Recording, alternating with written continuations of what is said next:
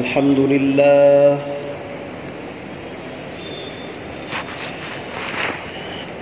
لله نحمده ونستعينه ونستغفره ونؤمن به ونتوكل عليه ونعوذ بالله من شرور أنفسنا ومن سيئات أعمالنا من يهده الله فلا مضل له ومن يضلله فلا هادي له ونشهد أن سيدنا ومرشدنا ومولانا محمدا عبده ورسوله أما بعد فأعوذ بالله من الشيطان الرجيم بسم الله الرحمن الرحيم لقد رضي الله عن المؤمنين إذ يبايعونك تحت الشجرة فعلم ما في قلوبهم فأنزل السكينة عليهم وأصابهم فتحا قريبا وقال الله تبارك وتعالى محمد رسول الله والذين معه أشداء على الكفار رحماء بينهم تراهم ركعا سجدا يبتغون فضلا من الله ورضوانا وقال الله تبارك وتعالى أولئك الذين امتحن الله قلوبهم للتقوى لهم مغفرة ورزق كريم صدق الله العظيم وقال النبي صلى الله تعالى عليه وسلم الصحابي كالنجوم فبأيهم اقتديتم اهتديتم وقال النبي صلى الله تعالى عليه وسلم الله الله في أصحابي لا تتخذوهم غرضا من بعدي فمن أحبهم فبحبي أحبهم ومن أبغضهم فببغضي أبغضهم وخير القرون قرني ثم الذين يلونهم ثم الذين يلونهم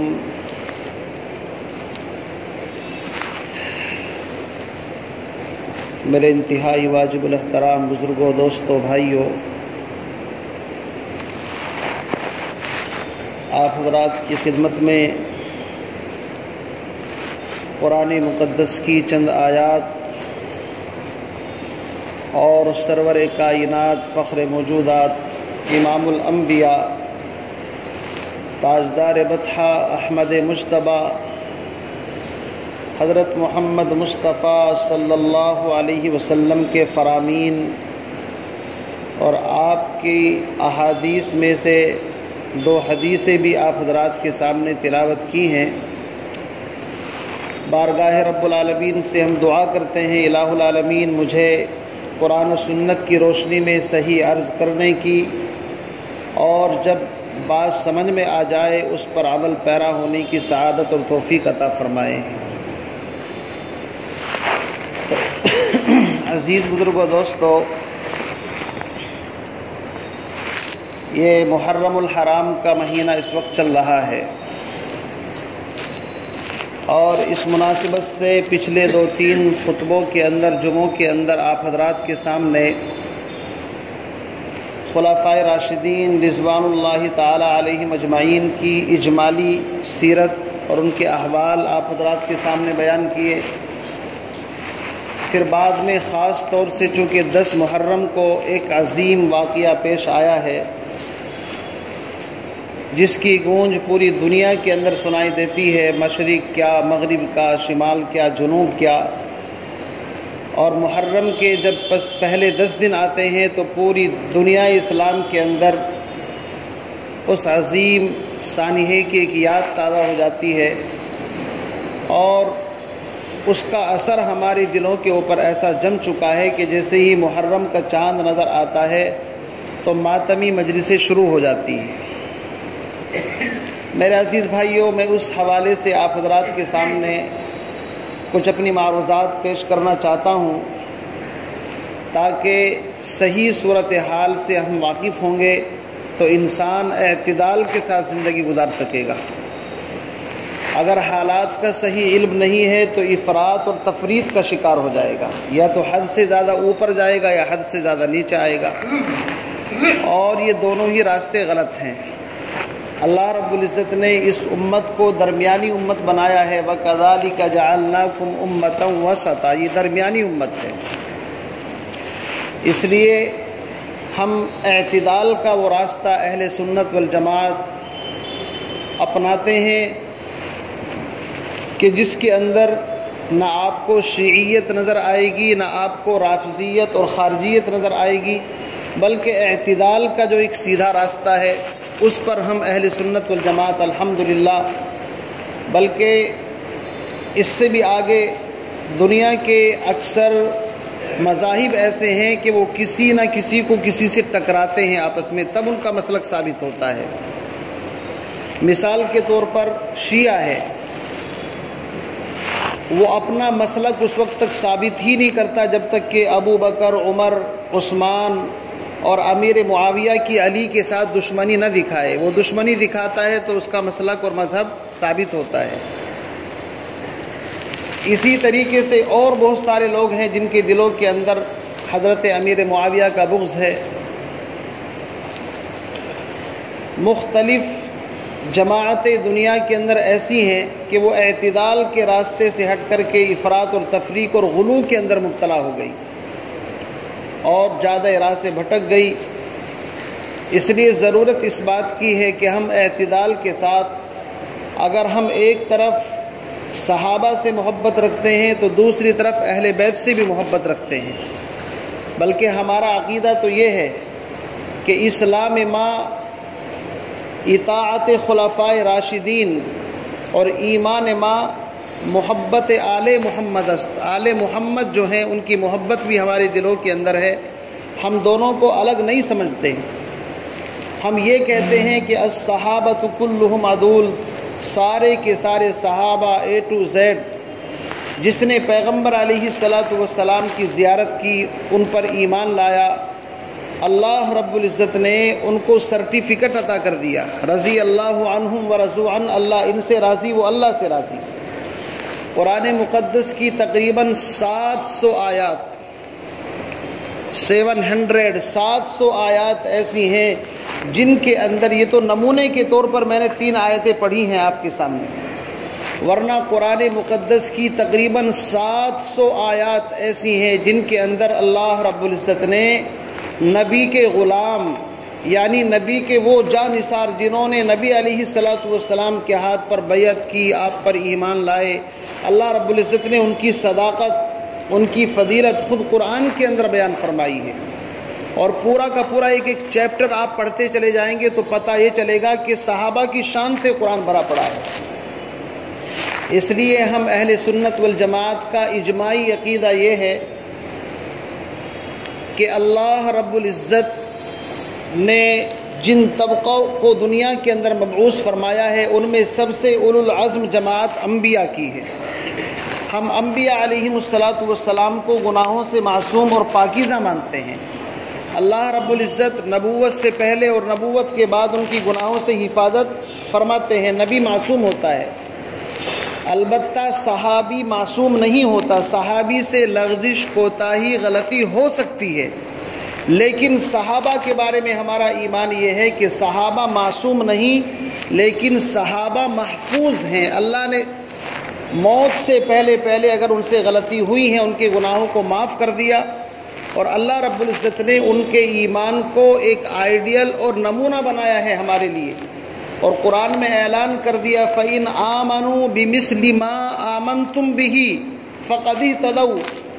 اے دنیا کے انسانوں، تمہارا ایمان اس وقت معتبر ہوگا اگر تمہارا ایمان صحابہ کے ایمان سے میل کھاتا ہوگا۔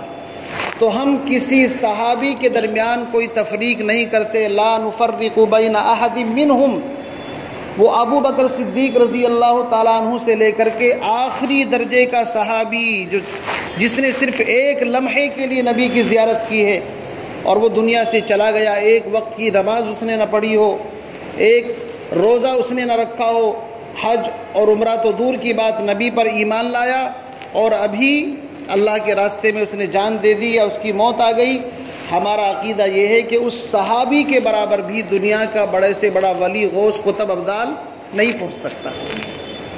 اللہ رب العزت نے ان کے درمیان فرق مراتب رکھے ہیں کہ والسابقون الاولون، جو دین میں پہل کرنے والے ہیں، بدری ہیں، عشرہ مبشرہ ہیں، بیعت رضوان کے صحابہ ہیں، ان کے اندر آپس میں درجات ہیں، لیکن ان درجات کا مطلب یہ نہیں کہ جو بعد میں مسلمان ہوئے ہیں ان کو نعوذ باللہ منافق کہہ دیا جائے یا ان کے ایمان میں کوئی شک کیا جائے۔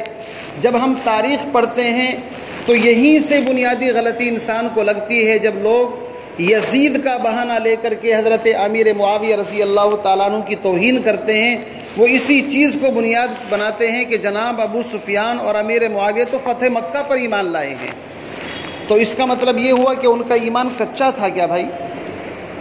اللہ رب العزت نے تو قرآن کی سورہ انفال آیت نمبر 62 آپ پڑھ کر کے دیکھیے، اللہ رب العزت نے اپنے نبی کو فرمایا، نبی جی اگر آپ پوری دنیا کے خزانے لگا دیتے اس بات کے اوپر کہ ان میں آپس میں پیار محبت کرا دیں، کن میں؟ مہاجر میں، انصار میں، یا ان قریشی لوگوں میں جو ایمان لائے ہیں آپ پر، لو انفقت ما فی الارض جمیعا ما الفت بین قلوبہم، تو بھی ان کے دلوں میں آپ محبت نہیں ڈال سکتے تھے، ولیکن اللہ الف بین قلوبہم، لیکن اللہ نے اپنے فضل سے ان کے دلوں کے اندر محبت ڈال دی ہے۔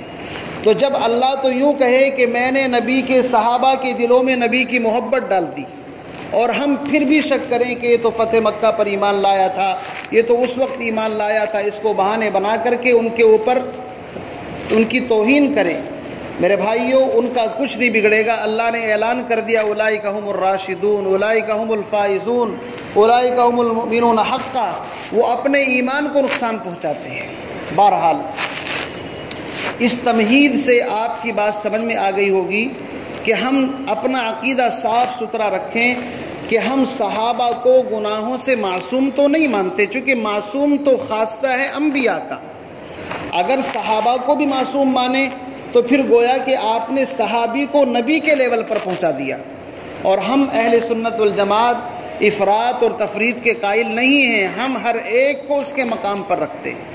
البتہ اتنی بات ضرور ہے کہ صحابہ سے جو لغزشیں ہوئی ہیں، کوتاہیاں ہوئی ہیں، وہ ان کی اجتہادی غلطیاں ہیں، جیسے کہ جنگ حضرت امیر معاویہ حضرت علی کے درمیان جنگ ہوئی، یہ اجتہادی غلطی ہے۔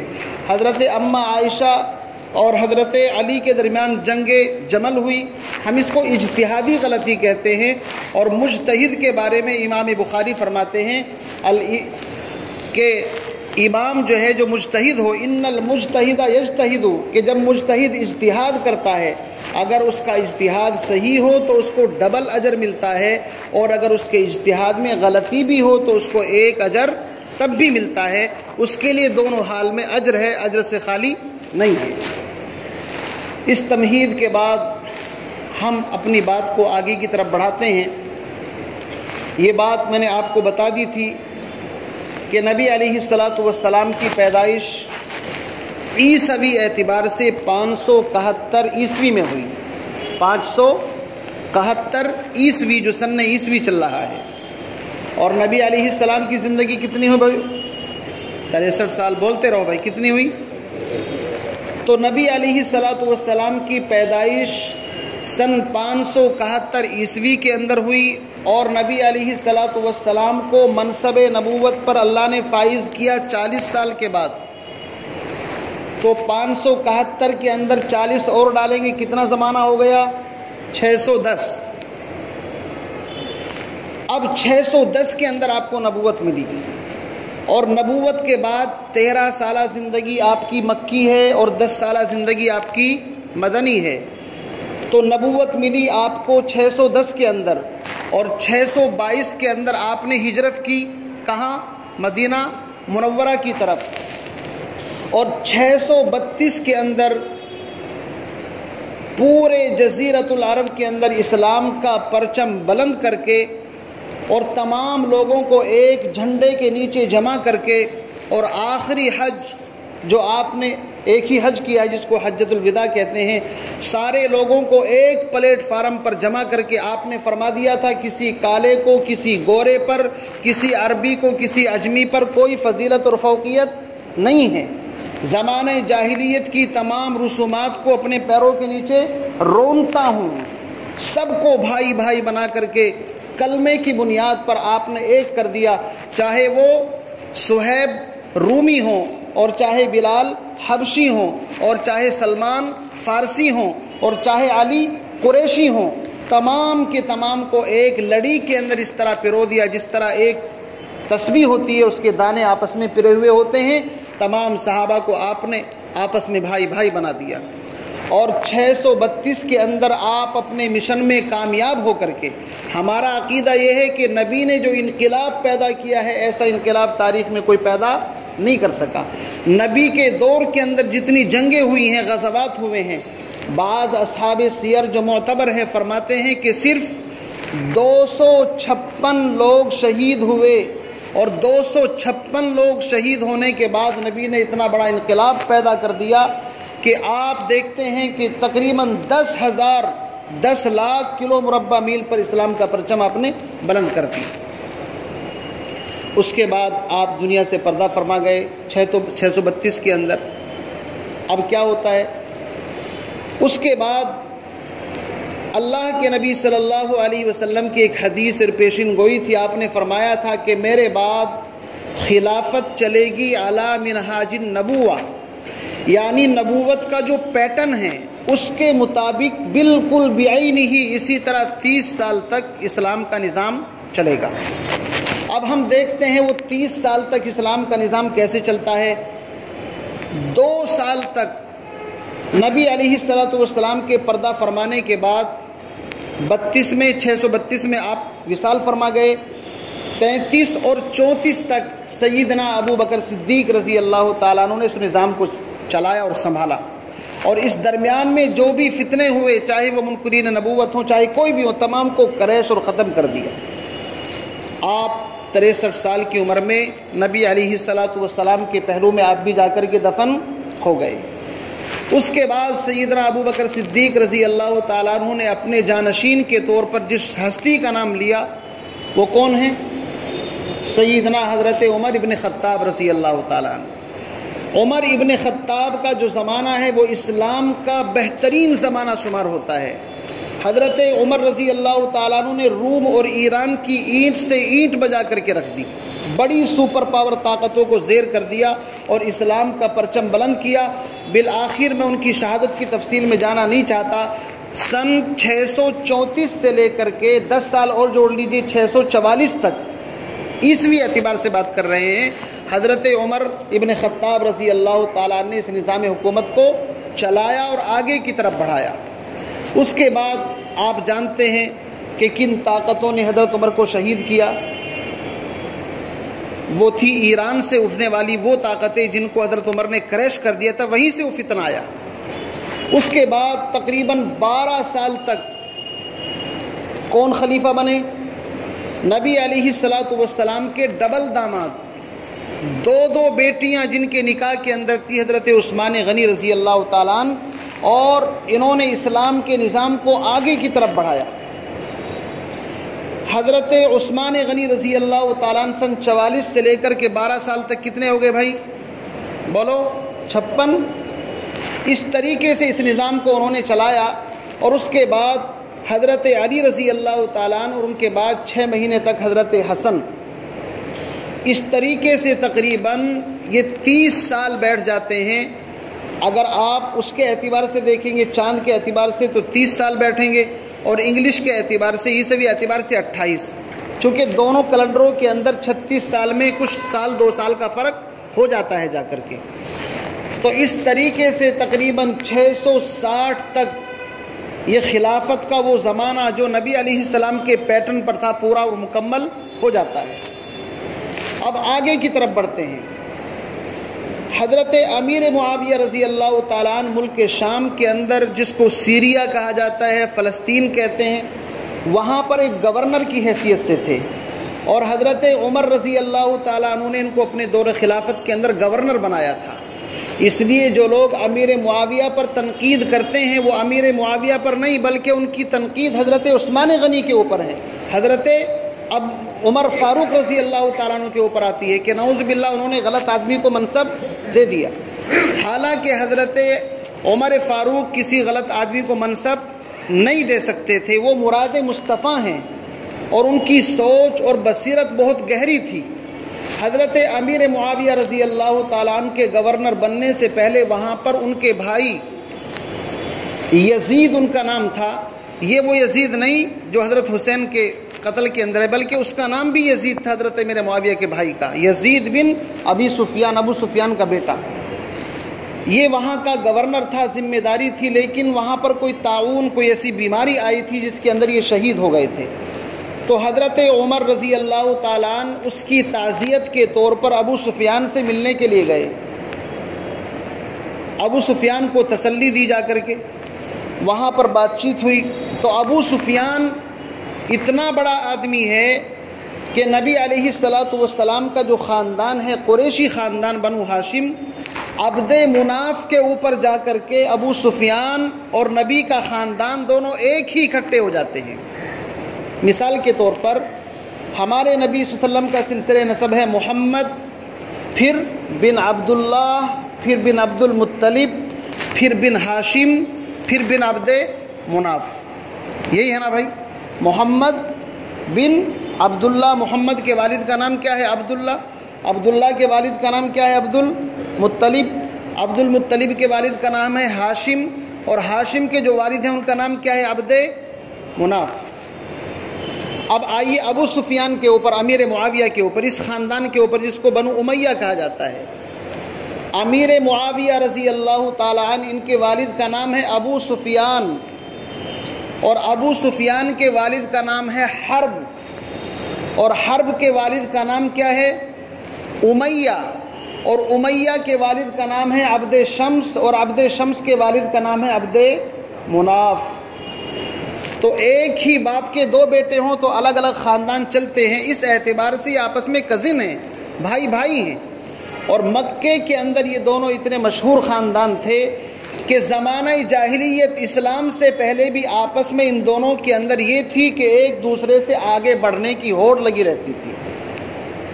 بنو امیہ کہتے تھے، بنو عبد شمس کی اولاد جو ابو سفیان کا خاندان ہے، کہ ہم بڑے چودھری ہیں، اور بنو ہاشم کہتے تھے ہم بھی کم نہیں ہیں۔ کیوں؟ اگر ایک طرف حاجیوں کو پانی پلانے کی ذمہ داری ان کی تھی، کھانا کھلانے کی ذمہ داری ان کی تھی، تو یہ کہتے تھے کہ ہم بھی تو قریش کا جھنڈا لے کر کے چلتے ہیں، ہم بھی لوگوں کے ساتھ دکھ سکھ میں کام آتے ہیں، تو آپس میں دونوں کے اندر اس طرح چلتی رہتی تھی۔ لیکن اس کا مطلب یہ ہرگز نہیں تھا کہ ان کے اندر کوئی آپس میں خون کے پیاسے تھے، بلکہ یہ ایسا ہی ہے جیسے کہ آپس میں کزن لوگوں کے اندر ایک دوسرے سے آگے بڑھنے کی اور اپنی فوقیت دکھانے کی ایک ہوڑ لگی رہتی ہے۔ اب اسی چیز کو بہانہ بنا کر کے بعض مورخین نے ان کے اندر ایسی دشمنی ثابت کر دی کہ دیکھو یزید جی نے جو حسین کو قتل کیا یہ اسی کا بدلہ لیا ہے، نعوذ باللہ من ذالک۔ ان کو تاریخ کا صحیح علم نہیں ہے میرے بھائیوں۔ تو ابو سفیان جو ہیں یہ بنو امیہ سے ہیں۔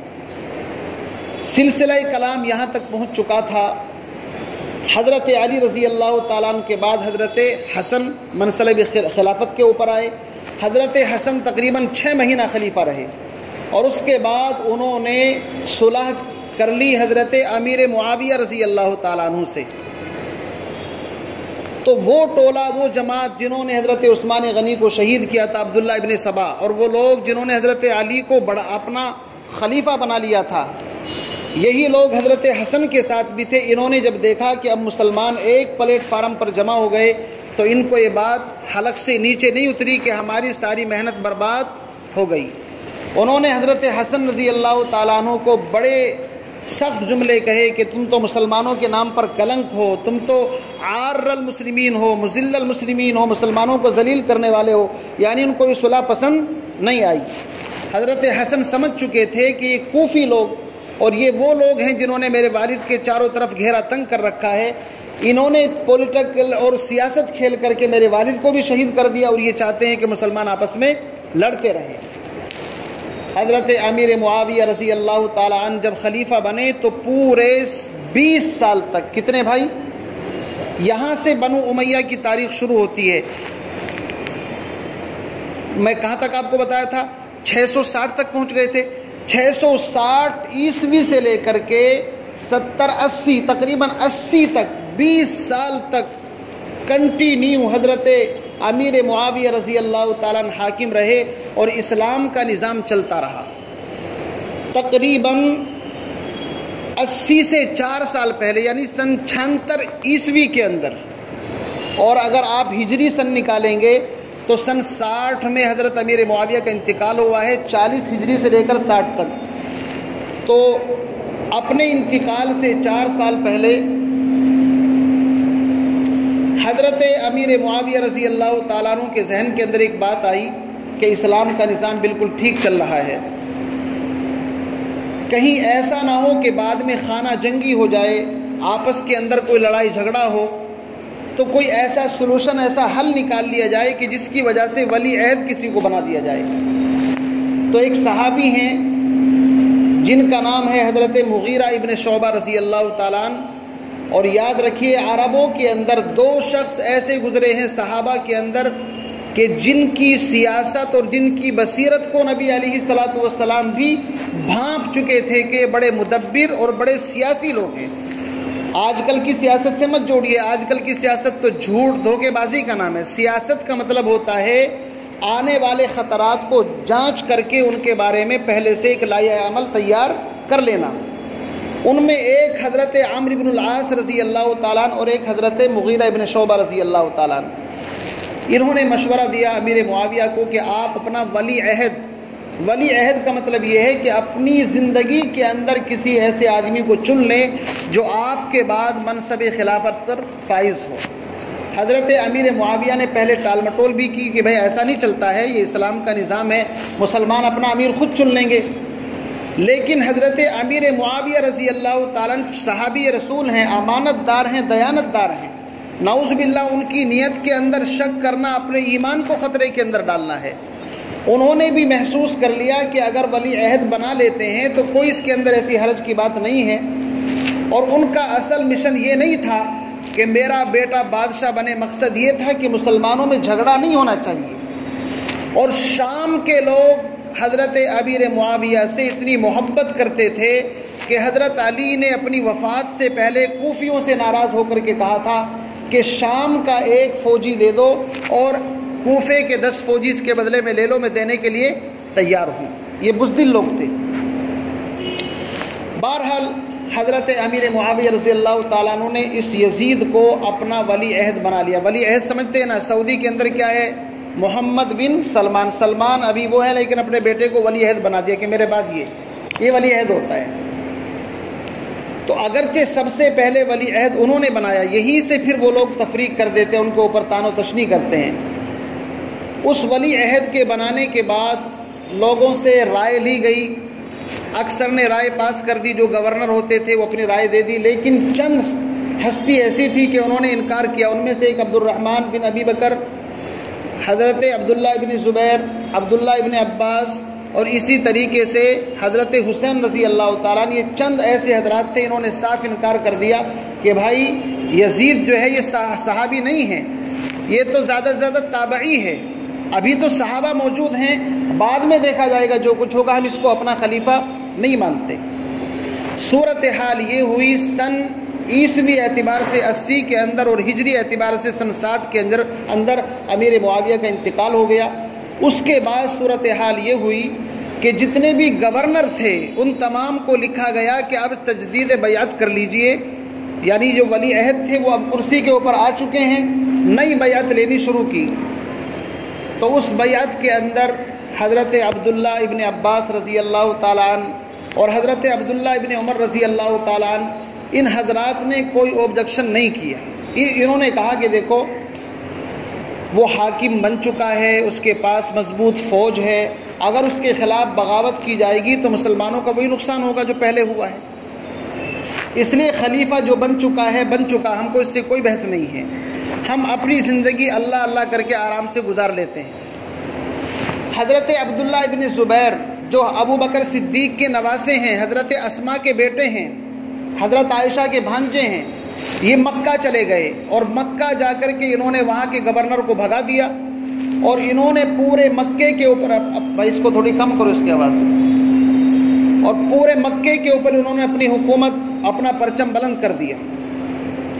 حضرت حسین رضی اللہ تعالیٰ عنہ مدینے کے اندر تھے، تو وہاں کا جو گورنر تھا وہ ان کے پاس آیا کہ تم بھی بیعت کرو یزید کے ہاتھ پر۔ حضرت حسین نے کہا کہ مجھے مہلت چاہیے، میں علی اعلان سب کے سامنے کروں گا، ایسے نہیں کرتا میں چھپ کر کے۔ بہرحال حضرت حسین رات کو مدینے سے نکلے اور سیدھا مکہ پہنچ گئے۔ ان کا پیچھا کرنے کی بھی کوشش کی گئی لیکن کامیابی نہیں ملی۔ تو مدینے کے اندر ایک بندہ اور بھی تھا، مروان، اس مروان کا نام بھی آپ نے سنا ہوگا، یہ بھی بنو امیہ میں سے ہے۔ اور عبد شمس کا جو ایک بیٹا تھا امیہ، دوسرے بیٹے کا نام تھا ابو العاص، ابو العاص کا بیٹا ہے حکم اور حکم کا بیٹا ہے مروان۔ اس کا سلسلہ نسب بھی اسی کے اندر پہنچتا ہے۔ اور یہ آدمی ذرا صحیح نہیں تھا، اس کی فطرت کے اندر چالاکی تھی۔ تو بہرحال آگے آپ جب اسلامی تاریخ پڑھیں گے تو مستقل یزید کے بعد میں اسی کی اولاد کے اندر حکومت چلی گئی تھی، اگر آپ اسلامی تاریخ کا مطالعہ کریں گے۔ تو میں عرض یہ کر رہا تھا، حضرت حسین رضی اللہ تعالیٰ مدینے کے اندر پہنچے، مکے کے اندر پہنچ گئے، وہاں جا کر کے عبداللہ ابن زبیر، عبداللہ ابن عباس سب نے سمجھایا کہ بھائی آپ یہاں پر رہو، اللہ اللہ کرو، بات چھوڑ دو۔ انہوں نے کہا کہ اصل میں ہم کو وہاں سے خط آ رہے ہیں، کوفہ سے۔ کوفہ سے کیوں آ رہے تھے خط؟ آپ جانتے ہوں گے کہ 5 سال تک حضرت علی خلیفہ رہے ہیں، تو ان کا دارالخلافہ کہاں تھا؟ کوفہ تھا نا۔ تو جب فیملی جہاں پر رہتی ہے تعلقات تو وہیں پر ہو جاتے ہیں نا۔ حضرت حسن حسین وہیں پر رہتے تھے، تو کوفے کے لوگوں سے ان کی جان پہچان اچھی خاصی تھی۔ انہوں نے اپنی ہمدردی کا اظہار کیا، آپ ہمارے پاس آئیں گے تو ہم آپ کی پوری ہیلپ کریں گے۔ یہاں رک کر کے یہ بات آپ کو بتا دوں، حضرت حسین رضی اللہ تعالیٰ عنہ کا ارادہ یہ نہیں تھا کہ میں خلیفہ بنوں۔ یہاں یہ بھی لوگ غلطی کرتے ہیں کہ وہ خلافت کے حصول کے لیے وہاں فوج لینے کے لیے گئے تھے، یہ بنیادی غلطی ہے۔ حضرت حسین رضی اللہ تعالیٰ عنہ کا بس صرف مقصد یہ تھا کہ جو غلطی ہو رہی ہے باپ کے بعد بیٹے کو بٹھانا، اس کے خلاف آواز اٹھنی چاہیے، اور نبی کا بلڈ جس کے بلڈ کے اندر ہو، نبی کا ڈی این اے جس کے اندر ہو، نبی کی شان یہ ہے کہ برائی کو سب سے پہلے ہاتھ سے روکو، پھر زبان سے روکو، پھر دل کے اندر برا سمجھو۔ اس لیے حضرت حسین رضی اللہ تعالیٰ نے اس برائی کو برداشت کرنے کے لیے تیار نہیں تھے۔ اگر وہ جنگ کے ارادے سے نکلتے تو مکے سے ایک بڑی فوج ان کے ساتھ چل سکتی تھی جنگ لڑنے کے لیے۔ وہ صرف اس ارادے سے وہاں سے نکلے کہ مجھے وہاں جا کر کے حالات کا جائزہ لینا ہے، اور اگر زیادہ بات نہیں بنے گی تو کم سے کم وہاں سکون کے ساتھ اپنی زندگی گزاریں گے۔ اس سے پہلے انہوں نے اپنے چچا زاد بھائی مسلم بن عقیل کو بھیجا، انہوں نے حالات کا جائزہ لیا، اور وہ لوگ سب کے سب ان کے ہاتھ پر بیعت ہوئے۔ انہوں نے خط لکھ کر کے بھیج دیا کہ بھائی جان آ جائیے، معاملہ بالکل سیٹ ہے۔ اس خط کو لے کر کے جب وہ چلے وہاں پر، خطوط تو پہلے بھی ان کے پاس آئے ہوئے تھے، تو راستے کے اندر یہ خبر ملی۔ اب صورتحال کیا ہوئی؟ کوفے کا جو گورنر تھا حضرت نعمان بن بشیر، یہ بالکل مزاج کے اعتبار سے ایسے تھے جیسے حضرت عثمان غنی، کہ بھائی حضرت عثمان غنی کو چاروں طرف سے گھیر لیا لیکن تلوار اٹھانے کی فوج کو اجازت نہیں دی کہ میں مدینے کو خون آلود نہیں کر سکتا۔ یہ نرم مزاج کے تھے۔ یزید کا پریشر تھا ان کے اوپر کہ بھائی کسی بھی طریقے سے حسین سے بیعت لو، اگر حسین بیعت نہیں کریں گے تو ہو سکتا ہے بغاوت پھیل جائے، اور ہر آدمی اپنی کرسی کو بچانے کے لیے بغاوت کو کچلنا چاہتا ہے۔ تو یزید نے جب دیکھا کہ حضرت نعمان بن بشیر کوئی معاملہ نہیں کر رہے ہیں، تو کوفے کا جو گورنر تھا اس زمانے کے اندر عبید اللہ ابن زیاد، اور یہ زیاد کون ہے اس کی بھی تاریخ آپ کو بتاؤں گا تو بڑی دلچسپ تاریخ ہے۔ حضرت ابو سفیان جو ہیں انہوں نے مکے میں کسی عورت سے شادی کی تھی اسلام سے پہلے، اس کے ایک بیٹا پیدا ہوا تھا، اس کی اولاد میں سے اس کا نام آتا ہے۔ اس لیے بنو امیہ اس کو اپنا بھائی تسلیم کرنے کے لیے تیار نہیں تھے۔ اس نے سوچا کہ اگر میں نے اس موقع پر یزید کا ساتھ دیا تو شاید خوش ہو کر کے ہم کو اپنے خاندان کے اندر فیملی جوائنٹ کر لے اور رشتہ داری کو ایکسیپٹ کر لے۔ یہ سب کے اپنے اپنے مفادات تھے۔ تو عبیداللہ ابن زیاد نے بڑی سختی کی، اور آپ جانتے ہیں حضرت حر بن تمیمی کو 1000 کا لشکر لے کر کے بھیجا۔ اس کے بعد ایک صحابی کے بیٹے ہیں، سعد بن وقاص کے بیٹے ہیں عمرو بن سعد، ان کے ساتھ 4000 کا لشکر لے کر کے بھیجا، اور بالآخر سب جانتے ہیں کہ 10 محرم الحرام کو نواسۂ رسول کو سجدے کی حالت کے اندر بے دردی کے ساتھ شہید کر دیا، اور شہید ہی نہیں، ان کی گردن بھی کاٹی گئی، اور 72 لوگوں کو وہاں پر جام شہادت نوش کرنا پڑا۔ صرف ایک بچہ جس کو زین العابدین کہتے ہیں، بیماری کی وجہ سے شریک نہیں ہوئے، اسی سے پھر ان کا سلسلہ سب آگے چلا ہے۔ میرے عزیز بھائیوں، یہ واقعہ کب پیش آیا؟ یزید کا دور حکومت تھا، تو یزید کے پاس جب ان کا سر لے جایا گیا، بعض کہتے ہیں کہ یزید رویا بھی، اور اس نے کہا عبیداللہ بن زیاد تیری ماں تجھ کو روئے، میں نے تجھے کب کہا تھا ان کی گردن مارنے کے لیے، میں تو اس سے کم پر بھی راضی ہو سکتا تھا۔ لیکن بہرحال اس کے دور حکومت کے اندر یہ واقعہ پیش آیا ہے، اس لیے ہم اہل سنت والجماعت یزید کے ہاتھ کو ان سے رنگین مانتے ہیں، نہ ہم اس کو رحمت اللہ کہتے ہیں نہ لعنت اللہ کہتے ہیں، ہم مانتے ہیں مجرم ہیں، لیکن بہت سارے لوگ اس کی صفائی بھی دیتے ہیں، بہت سے لوگوں نے اس کو شرابی، زانی، کبابی بھی کہہ دیا۔ بہرحال تقریباً 4 سال تک یزید تخت نشین رہا۔ کتنے؟ 4 سال تک، سن 60 سے لے کر کے 64 تک۔ اس کے بعد یہ مر گیا۔ اس کے بعد اس کا ایک بیٹا تھا جس کا نام کیا تھا؟ معاویہ، اپنے باپ کے نام پر تھا معاویہ، 21 سال کی عمر، زیادہ نہیں، 21 سال وہ تخت نشین ہوا۔ تو 3 مہینے کے اندر اس نے اس سے استعفیٰ دے دیا کہ بھائی میں ایسے تخت پر بیٹھنا نہیں چاہتا جس تخت کے اوپر بیٹھ کر کے بڑے بڑے صحابہ کے اوپر ظلم ہوا ہو، یعنی اس کی فطرت کے اندر نیکی تھی۔ اس نے 3 مہینے کے بعد استعفیٰ دیا، اور باقی اگلے 3 مہینے کے بعد اس کا انتقال بھی ہو گیا جوانی کے اندر۔ اب اس کی کوئی آگے اولاد نہیں تھی، تو یہ سلسلہ یہاں جا کر کے رک گیا۔ سن 65 ہجری کے اندر اگر دیکھا جائے تو امیر معاویہ کے بیٹے یزید اور یزید کے بیٹے پھر معاویہ، وہاں جا کر کے چیپٹر کلوز بند ہو گیا۔ اب کیا ہوا؟ عبداللہ ابن زبیر جو مکے کے اندر رہتے تھے، انہوں نے تقریباً 7 سال تک اسلام کا پرچم بلند کیا۔ اب یہ جو مروان تھا مدینے کے اندر گورنر، جب اس نے دیکھا کہ اب عبداللہ ابن زبیر نے حکومت سنبھال لی ہے، تو وہاں سے بھاگ کر کے دمشق چلا گیا، جہاں پر امیر معاویہ رضی اللہ تعالیٰ عنہ رہتے تھے، ان کا دارالخلافہ تھا، اور مضبوط وہاں پر ایک فوج تھی۔ اس مروان نے وہاں جا کر کے تقریباً 7 یا 9 مہینے تک اپنی ایک چھوٹی سی حکومت قائم کر لی، اور اس کے بعد یہ بھی دنیا سے چلا گیا۔ اس مروان کے پھر 3 بیٹے تھے۔ کتنے؟ 3۔ ایک کا نام عبد الملک، اور ایک کا نام عبد العزیز، یہ عمر بن عبد العزیز کے والد ہیں، یاد رکھنا، عبد العزیز، اور تیسرے کا نام تھا محمد۔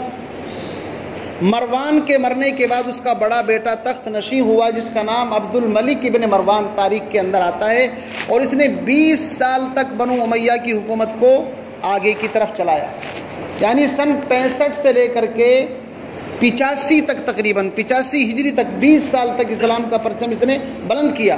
اور اس کے دور کے اندر حجاج ابن یوسف کا نام بھی آتا ہے، اسی کے ذریعے سے عبداللہ ابن زبیر کو اس نے شہید کرایا تھا۔ اس عبد الملک کے مرنے کے بعد اس نے وصیت کی کہ میرے بیٹے کے اندر، ان کے بھی پھر کئی بیٹے تھے، اپنے بیٹے کو ولی عہد بنایا جس کا نام تھا ولید۔ یہ ولید تقریباً 4 سال تک حاکم رہا۔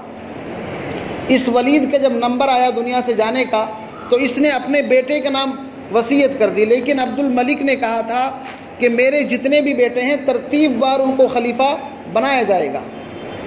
تو صورتحال یہ ہو گئی کہ ولید کے خلاف ایک گورنر جن کا نام حضرت عمر بن عبد العزیز، یہ گورنر تھے اس کے دور کے اندر، اس نے آواز اٹھائی کہ بھائی نہیں، اپنے باپ کی وصیت کے مطابق بھائیوں کا نمبر آنا چاہیے، تو اپنے بیٹے کو لانا چاہتا ہے۔